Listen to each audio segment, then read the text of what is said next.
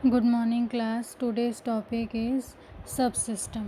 अभी तक हम किसके बारे में पढ़ रहे थे? सिस्टम क्या है, सिस्टम के अलग अलग पार्ट होते हैं, किस तरह से सिस्टम स्टेप बाय स्टेप अपने काम को कंप्लीट करता है। अब हम पढ़ेंगे सब सिस्टम। सब सिस्टम क्या है? जब हम कोई भी सिस्टम का स्ट्रक्चर बनाते हैं तो उसको छोटे छोटे पार्ट में बांट देते हैं, जिससे कि सारा जो प्रोसेस हो वो क्या हो, सिस्टमेटिक वे पे हो। तो इन जो सिस्टमेटिक काम को करने के लिए हम जो छोटे छोटे ग्रुप बनाते हैं उसे हम क्या कहते हैं? सब सिस्टम कहते हैं। जिससे कि हमारा काम कहीं पे भी कुछ भी ऐसा ना हो कि हमें समझ नहीं आए। प्रोसेस हमारा क्लियर होना चाहिए, कम्युनिकेशन प्रॉपर होना चाहिए, कोऑर्डिनेशन प्रॉपर होना चाहिए। इन सारी कंडीशंस को ध्यान में रखकर हम जो सिस्टम है उसको क्या करते हैं, छोटे छोटे सब सिस्टम में डिवाइड कर देते हैं। और इन सब सिस्टम के भी अंडर में कई छोटे छोटे दूसरे सब सिस्टम्स होते हैं। तो ये सिस्टम क्या करते हैं, प्रॉपर इनका वर्क डिसाइडेड रहता है और ये उन्हीं वर्क को कंप्लीट करते हैं। ग्रुप में रहता है, कम लोग रहते हैं, तो इनको कमांड करने में और प्रॉपर हर एक चीज़ को सिस्टमेटिक वे पे करने में कहीं पे कोई भी दिक्कत नहीं आती है। तो इसलिए इस तरह के सब सिस्टम को क्या किया जाता है, मेनली प्रिपेयर किया जाता है। यहाँ पे कुछ सिस्टम है और उनके सब सिस्टम का एग्जाम्पल यहाँ पे दिया हुआ है। जैसे कि ट्रांसपोर्टेशन के अलग अलग पार्ट हैं जिसे हम सब सिस्टम कह सकते हैं। जैसे कि air transport, rail transport, road transport, water transport. ये क्या है, एक जगह से दूसरे जगह पे मूवमेंट के लिए हमारे लिए बहुत ज़रूरी है, चाहे खुद के लिए हो या गुड्स के लिए हो। ठीक है, तो ये ट्रांसपोर्टेशन सिस्टम है। इसके अंडर में बहुत सारे सब सिस्टम हैं और ये सब सिस्टम, जितने भी सब सिस्टम हैं, सब हमारी कंडीशन या हमारी जो सिचुएशन है या उस समय हमें किस तरह की ट्रांसपोर्टेशन सिस्टम की ज़रूरत है उसके अकॉर्डिंग हम उसको क्या कर सकते हैं, यूज़ कर सकते हैं। और सभी हमारे लिए कैसा है, यूज़फुल है। ठीक है। सेकंड है कंप्यूटर। कंप्यूटर भी अलग अलग पार्ट में बटा होता है। इनपुट सिस्टम होता है, आउटपुट सिस्टम होता है, स्टोरेज होता है।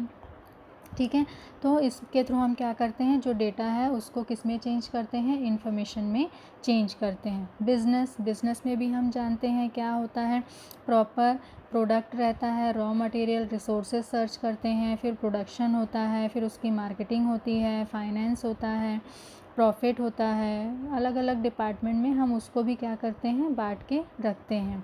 ठीक है, और इसके थ्रू हम क्या अर्न करते हैं, प्रॉफिट अर्न करते हैं। ह्यूमन बॉडी, सोलार, ठीक है, सिस्टम जो भी है, ये सारे कैसे हैं, प्रॉपर एक सिस्टम है और इसके अंडर में बहुत सारे सब सिस्टम हैं और ये सभी सिस्टम का काम जो है अपने आप में अलग अलग है और बहुत ज़रूरी है। हम किसी भी सब सिस्टम को नहीं बोल सकते कि ये इम्पॉर्टेंट नहीं है। सिस्टम को सब सिस्टम में बांटने का रीज़न ही यही है कि हमारा जो काम है या वर्क है वो proper systematic step by step है और कहीं पे कोई प्रॉब्लम ना आए। अब हम पढ़ेंगे प्रिंसिपल्स ऑफ सब सिस्टम। मीन्स सब सिस्टम के मेन क्या क्या प्रिंसिपल्स होते हैं। सबसे फर्स्ट होता है डीकम्पोजिशन। डीकम्पोजिशन में हम क्या करते हैं, पूरा जो एक स्ट्रक्चर होता है, ठीक है, पूरे स्ट्रक्चर को इस तरह से डेवलप करते हैं कि उसको समझने में हमको कहीं पे कोई भी दिक्कत ना आए, हम उसको आसानी से समझ सकें। मीन्स जो सिस्टम है उसको हम क्या करते हैं, अलग अलग स्मॉल यूनिट्स में बांट देते हैं। ये स्मॉल यूनिट्स क्या कहलाते हैं, सब सिस्टम कहलाते हैं। फॉर एग्ज़ाम्पल, जो आपके सामने ये इमेज है, इसमें क्लियर होगा कि सब सिस्टम क्या है। सब सिस्टम में हम क्या करते हैं, अलग अलग सब सिस्टम बनाते हैं जो मेन सिस्टम के अंडर में होते हैं और इन ग्रुप में मेन एक एक पर्सन को कमांड के लिए बैठाते हैं और ये क्या करते हैं, फिर इसके अंदर जो सब सिस्टम बने होते हैं उनको कंट्रोल करते हैं। ठीक है, इससे फ़ायदा क्या होता है कि हर काम सिस्टमेटिक होगा। जैसे कि यहाँ पे सब सिस्टम ए है, उसके अंडर में 4 ग्रुप हैं, 2 ग्रुप हैं। फिर सेकंड ग्रुप के अंडर में भी कितने ग्रुप हैं, 2 ग्रुप हैं। इनका प्रॉपर कम्युनिकेशन का स्ट्रक्चर क्लियर है कि कौन किससे कम्युनिकेट करेगा, कैसे कोऑर्डिनेशन होगा। ठीक है, इससे क्या होता है, प्रॉपर वे पे क्लियर होता है कि किसका क्या काम है और कहाँ पे क्या कंडीशन अराइज होगी और हम कैसे उसको सॉल्व करेंगे। ठीक है। ए सिस्टम किससे कनेक्टेड है, मेन सिस्टम से, और मेन सिस्टम किससे कनेक्टेड है, ए से भी, बी से भी और सी से भी। मीन्स तीनों जो सिस्टम है उसमें किस तरह से काम हो रहा है, इसका एनालिसिस कौन करता है, जो मेन सिस्टम है वो एनालिसिस करता है और टोटली इनको कंट्रोल भी करता है। मीन्स इनको काम या वर्क करने की अपने अपने मेथड यूज़ कर सकते हैं, प्रॉपर प्लानिंग उनको बता दी जाती है, उनको प्लानिंग अपने तरीके से जो अपने अंडर में है उनको फॉलो कराना है। ठीक है। तो ये सिस्टम क्या करता है, प्रॉपर अलग अलग पार्ट में बटा रहता है। जैसे कि अगर एक बिज़नेस में आप देखें तो अलग अलग बहुत सारे ग्रुप होते हैं, जैसे कि सेल्स ग्रुप होता है, पर्सनल ग्रुप होता है, परचेसिंग ग्रुप होता है, अकाउंटिंग डिपार्टमेंट होता है, प्लानिंग या मैनेजमेंट से रिलेटेड डिपार्टमेंट होता है। तो ये सारे चीज़ों को कंट्रोल करने का काम कौन करता है, एक जो मेन सिस्टम रहता है वो करता है, क्योंकि एक ही सिस्टम सारी जगह को एक साथ कंट्रोल कर सके ऐसा पॉसिबल नहीं है। तो इस कंडीशन में क्या किया जाता है, इनको छोटे छोटे सब ग्रुप में बांट दिया जाता है और इन सब ग्रुप में मेन एक एक हेड होता है जिसे पूरी तरह से यानी प्लानिंग के अकॉर्डिंग काम करने के लिए प्रिपेयर किया जाता है, जिससे कि सारा काम कैसा हो, प्रॉपर वे पे हो, और जो भी आपने प्रॉपर अपना टास्क या वर्क डिज़ाइन किया है वो इस सिस्टम के थ्रू आपको प्रॉपर वही रिज़ल्ट दे जो आपने प्लानिंग के समय सोची थी। क्योंकि जब हम प्लानिंग करते हैं तो क्या करते हैं, उसमें प्रॉपर स्ट्रक्चर क्रिएट करते हैं, उसमें कम्युनिकेशन क्या होगा, कंट्रोलिंग कैसा होगा, कोऑर्डिनेशन क्या होगा, हर एक चीज़ों को क्या करते हैं, डिसाइड कर लेते हैं। ठीक है, जिससे कि हमारा काम जो है वो प्रॉपर वे पे हो, कहीं पे कोई प्रॉब्लम ना हो। फॉर एग्ज़ाम्पल इस स्ट्रक्चर में दिखाया है जिसमें क्या करते हैं, जो पहले स्टेप में है, हम जो सैलरी है, जैसे पर्सनल का ग्रुप होता है तो पर्सनल के ग्रुप में भी अलग अलग ग्रुप में उसको डिवाइड करते हैं। तो पहला ग्रुप है वो क्या करता है, जो पर्सनल में जितने लोग काम करते हैं उससे रिलेटेड डेटा या इन्फॉर्मेशन कलेक्ट करता है, उनकी सैलरी क्या है, कितना डिडक्शन है, ये सारी चीज़ों का एनालिसिस करता है। दूसरा ग्रुप क्या करता है, इन सारी चीज़ों की एंट्री करता है और ऑडिट कंट्रोल करता है। थर्ड क्या करता है, प्रिंटिंग का काम करता है। और फोर्थ क्या करता है, पे करता है और प्रॉपर देखता है कि जो पहले पे स्केल बना है उसके अकॉर्डिंग ही उनको सही पेमेंट हो रहा है या नहीं। तो ये स्टेप बाय स्टेप काम होता है, कहीं पे कोई गड़बड़ नहीं होती है। इसीलिए जो सिस्टम है उसको क्या करते हैं, सब सिस्टम में बांटते हैं और सब सिस्टम को फिर से हम क्या करते हैं, सब सिस्टम में डिवाइड करते हैं, जिससे कि हमारा सारा काम प्रॉपर वे पे हो, कहीं पे कोई प्रॉपर जो फंक्शन है उसमें किसी तरह का मिसकम्युनिकेशन या कंट्रोलिंग में किसी तरह की कमी, ये सारी प्रॉब्लम ना हो। अब सेकंड है सिंप्लीफिकेशन। सिंप्लीफिकेशन मीन्स किसी भी चीज़ को सिंपल बनाना। ठीक है, मीन्स जब हम ग्रुप्स को सिस्टम को सब सिस्टम में डिवाइड करते हैं और सब सिस्टम को फिर छोटे छोटे ग्रुप में डिवाइड करते हैं तो हमको ध्यान रखना है कि इसमें हौच पौच बिल्कुल भी नहीं होने चाहिए। सारा स्टेप क्लियर होना चाहिए, कौन सा सिस्टम किसके अंडर में है, कौन कौन से ग्रुप को कमांड करेगा, कौन कौन से ग्रुप का हेड है, किसे रिप्लाई देना है, किसे ऑर्डर देना है, हर एक चीज़ यहाँ पे क्या होनी चाहिए, क्लियर होनी चाहिए। मीन्स कम्युनिकेशन क्लियर होगा, ऑर्डर क्लियर होंगे, ग्रुप को पता होगा कि उनको रिपोर्ट कहाँ करना है और उनको ऑर्डर कहाँ से लेना है, तो कहीं पे भी कोई प्रॉब्लम क्रिएट नहीं होगी और जितने भी ग्रुप हैं उनका वर्क कैसा होगा, सिंपल वे पे होगा। फॉर एग्ज़ाम्पल यहाँ पे फिर से आपको दो पिक्चर दिख रहे हैं। पहले पिक्चर में जो है और सारे सिस्टम, ठीक है, एक दूसरे से क्या है, कनेक्टेड है, सारे सिस्टम एक दूसरे से जुड़े हैं, हर किसी में आपस में कम्युनिकेशन हो रहा है, जिसके कारण यहाँ पे मिसकम्युनिकेशन के चांसेस क्या हैं, बहुत ज़्यादा है।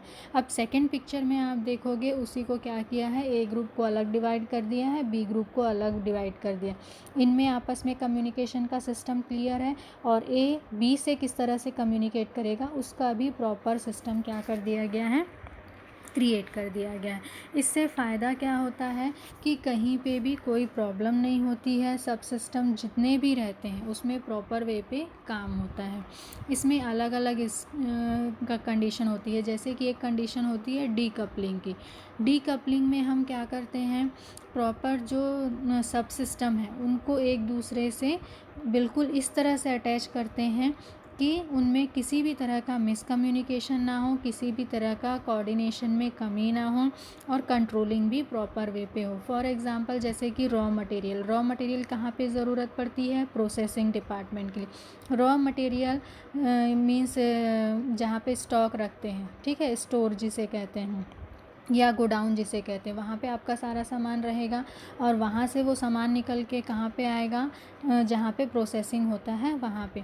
तो ये दोनों के बीच में जो कम्युनिकेशन है हमेशा कैसा रहना चाहिए? स्ट्रॉन्ग वे पे रहना चाहिए। स्ट्रॉन्ग वे पे नहीं रहेगा तो प्रॉब्लम क्या होगा? जब रॉ मटेरियल की ज़रूरत पड़ेगी और रॉ मटेरियल वाले डिपार्टमेंट को पता ही नहीं कि सामने वाले को ज़रूरत है, तो इस कंडीशन में जो सप्लाई प्रॉपर वे पे होनी चाहिए वो सप्लाई प्रॉपर वे पे नहीं होगी। प्रोसेसिंग का काम प्रॉपर टाइम पे नहीं होगा तो उसका सीधा इफ़ेक्ट किस पे पड़ेगा? सेल्स पे, मार्केटिंग पे, क्योंकि आपने डील कर लिया है, सामने वाले से बात कर ली है, पर्टिकुलर डेट डिसाइड कर लिया, उस डेट तक आपको सामने वाले को वो सामान पहुंचाना है। तो ये सारी चीज़ें कब होंगी? जब आपके बीच में कैसी बॉन्डिंग होगी? स्ट्रॉन्ग बॉन्डिंग होगी, कम्युनिकेशन प्रॉपर होगा, किसी भी तरह की कोऑर्डिनेशन की प्रॉब्लम नहीं होगी। तो ये सारी चीज़ें क्या करती हैं? हम इस तरह से कंट्रोल करते हैं कि कहीं पे कोई भी प्रॉब्लम क्रिएट ना हो, खासकर इन्वेंट्रीज़ के मामले में। और ज़्यादा से ज़्यादा ये जो प्रोसेस है इसको इस तरह से कहना चाहिए, फ्लेक्सिबिलिटी लाते हैं रिसोर्सेस की कि सारी चीज़ें प्रॉपर वे पे हो सके, कहीं पे कोई दिक्कत ना आए। अब थर्ड है नेक्स्ट स्टैंडर्ड में हम डिसाइड करते हैं कि प्रॉपर स्टैंडर्ड आपका क्या होगा। स्टैंडर्ड से यहाँ पे मतलब होता है जब हम प्लानिंग करते हैं तो प्लानिंग में हम डिसाइड करते हैं कि पर्टिकुलर कॉस्ट कितना होगा, खर्चा कितना होगा। मीन्स अगर आप नॉर्मल लैंग्वेज में बनाए तो हम एक पूरा बजट बनाते हैं। बजट किसके थ्रू बनाते हैं? प्लानिंग के थ्रू, कि हर एक सिस्टम के अंडर जो सब सिस्टम है उसमें है, सब सिस्टम है, वहाँ पे क्या कैसा काम होगा, उसके अकॉर्डिंग क्या खर्चा होगा, डिपार्टमेंट वाइज जो भी इंफॉर्मेशन है उसको आप कैसे यूज़ करोगे, फिनिश्ड गुड क्या होगा, प्रॉफिट आपका क्या होगा, सेल्स उसके लिए क्या होगा, मार्केटिंग उसके लिए क्या होगी, ये सब की हम स्टैंडर्ड प्लानिंग कर लेते हैं। फिर जब हम एक्चुअल में इस प्रोसेस को शुरू करते हैं तो इसका कंपैरिजन हम किससे करते हैं? स्टैंडर्ड से करते हैं। तो हम तुरंत उसको आसानी से क्या कर लेते हैं? कंट्रोल कर लेते हैं कि कहीं पे कोई प्रॉब्लम ना आए और प्रोसेस क्या हो? स्मूथ वे पे हो और जो आउटपुट है वो सही समय पर जहाँ तक पहुँचना है वहाँ पर आसानी से पहुँच जाए और आपका जो रिज़ल्ट है वो ठीक वैसा ही मिले जैसा कि आप चाहते हो। क्योंकि आपका रिज़ल्ट अगर गलत होता है मीन्स आपने जो प्रॉफिट के बारे में डिसाइड किया है वो प्रॉफिट आप सही समय पर अर्न नहीं कर पाते हो, मीन्स आपके इस सिस्टम और सब सिस्टम का कोई भी मतलब नहीं होता है। तो सिस्टम या सब सिस्टम कब स्ट्रांगली खड़ा होता है? जब जो डीकपलिंग का प्रोसेसिंग है वो बिल्कुल सही होता है। डीकपलिंग में क्या करते हैं? एक ग्रुप दूसरे ग्रुप से प्रॉपर सही तरीके से, ठीक है, जुड़ा होता है। मीन्स उनमें कम्युनिकेशन की या कोऑर्डिनेशन के बिल्कुल भी किसी तरह की कमी नहीं होती। जैसे छोटे मोटे चेंजेस करने हैं और वो सिर्फ आपके ग्रुप से रिलेटेड है तो आप उसमें चेंजेस करते हो तो बहुत ज़्यादा दिक्कत नहीं होती।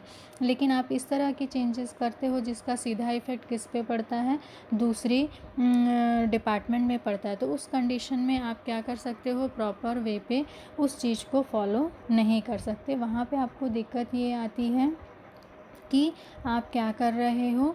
दूसरे डिपार्टमेंट को भी डिस्टर्ब कर रहे हो। तो सब सिस्टम इस तरह से होना चाहिए कि आप में आपस में स्ट्रॉन्ग बॉन्डिंग हो, प्रॉपर काम स्टेप बाय स्टेप हो, कहीं पे कोई प्रॉब्लम क्रिएट ना हो और जितना सिंपल हो उतना ही अच्छा रहेगा आपका सब सिस्टम। तो ये सारे स्टेप अगर हम फॉलो करते हैं तो इसके अकॉर्डिंग जो सिस्टम के अंडर में सब सिस्टम बनते हैं और छोटे छोटे ग्रुप्स बनते हैं वो